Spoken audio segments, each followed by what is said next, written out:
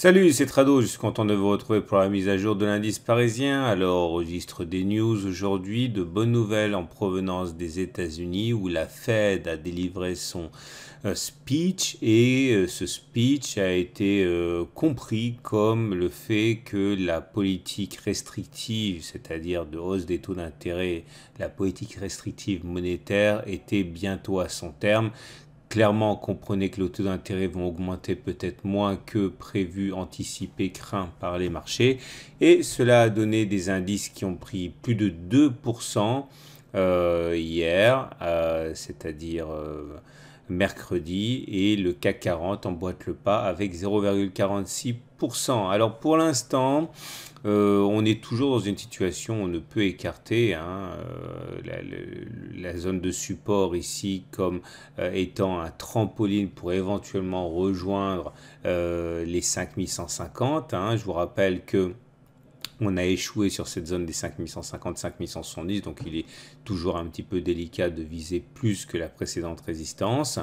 J'aime en particulier l'efficacité de la fourchette de chiffres qu'on avait mentionné déjà depuis pas mal de séances, un plus bas, un plus haut, un plus bas, et vous voyez, je vous disais pas plus tard qu'hier qu'il y avait encore du potentiel haussier au regard de cette fourchette de chiffres, puisque l'objectif naturel d'aller chercher la médiane, eh bien c'est pile poil sur cette médiane que finalement on a décidé de reprendre un petit peu de souffle.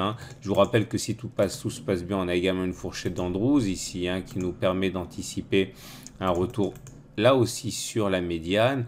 J'y crois moins, mais en tout cas, elle existe et au-delà de ce que je peux croire ou ne pas croire, c'est l'objectif naturel de cette fourchette d'Andrews. Je vous rappelle également, et bravo l'analyse technique, c'est vraiment génial les outils dont on dispose. Vous prenez les plus hauts de la vague de baisse, vous prenez les plus bas de la vague de baisse, vous tirez les Fibonacci et j'avais expliqué que si on passait les 38,2%, on devait normalement aller chercher 50%. Et regardez, c'est pile poil ce niveau qui nous a bloqué. Donc maintenant, il faut passer au-dessus des 50% de Fibonacci pour viser les 61,8% de Fibonacci. C'est aussi simple que ça. Je vous rappelle que tout est expliqué dans ma formation intégrale. D'ailleurs, à ce sujet, je vous invite à regarder le webinaire que j'ai mis en ligne. Ce webinaire n'est pas fondamental, il est fondateur en fait. Si vous décidez de vous lancer en trading, la première des choses à faire, c'est comprendre comment on réalise un plan de trade et je jette les bases de cette technique, c'est-à-dire la fabrication d'un plan de trade dans le webinaire que vous pouvez vous procurer et regarder sur le blog. Alors maintenant, on va passer à l'analyse des chandeliers japonais. Le chandelier japonais du jour n'est pas significatif.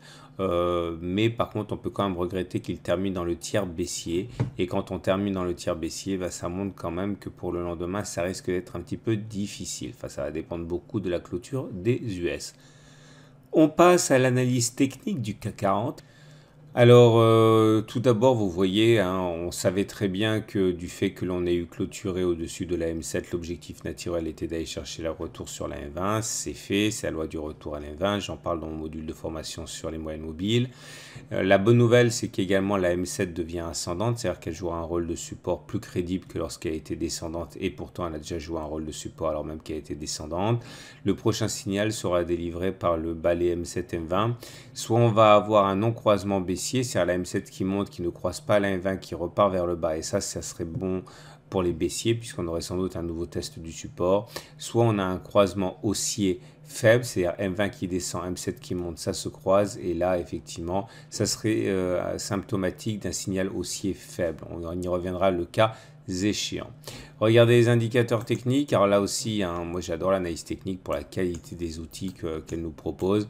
On avait dit qu'il y avait des alertes haussières avec le CCI qui était sorti de la zone de survente et le MACD0 qui était passé au-dessus de son signal. Je vous rappelle que vous pouvez vous procurer ces outils en cliquant sur le lien pour la même plateforme que moi. Et ça, on avait embrayé sur un croisement MACD signal qui était assez porteur. Maintenant, il ne reste plus qu'à faire basculer le RSI au-dessus de 50 et le momentum au-dessus de 0 pour avoir une tendance haussière au regard des indicateurs techniques. On va terminer avec l'Ishimoku. Et l'Ishimoku nous dit plusieurs choses. La première, c'est qu'une fois de plus, et ce n'est pas neuf, la Kijun a joué son rôle de résistance. Vous voyez, on a échoué ici, ici, ici. Bon bref, c'est la 6e fois que l'on essaie de passer la Kijun et c'est la 6e fois que l'on échoue. Mais la Tenkan a été passée et là également ça faisait 6 fois qu'on échouait. Donc prenons les choses les unes après les autres, c'est pas mal. La tendance par contre est toujours baissière hein, puisqu'on est sous la Kijun, sous le nuage Ishimoku. Par contre, regardez quelque chose que je suis de très très près. Vous savez, on avait une oblique ici qui nous a bloqué très longtemps. Et on sait, je vous le dis souvent, hein, que le deuxième effet qui se coule, le deuxième challenge, c'est que la lagging span doit passer ce qui a fait rempart au cours. Clairement, il faut que la lagging span passe par-delà l'oblique noire. Et ça va se passer demain. Soit on a un succès et là il faut s'attendre à une explosion haussière, soit là on a un échec et sans doute aura-t-on une accélération baissière. Donc il faudra vraiment suivre la confrontation lagging span oblique descendante. Évidemment, tout ça c'est dans la formation intégrale. Voilà, je vous souhaite une très bonne journée et je vous dis à demain pour la mise à jour.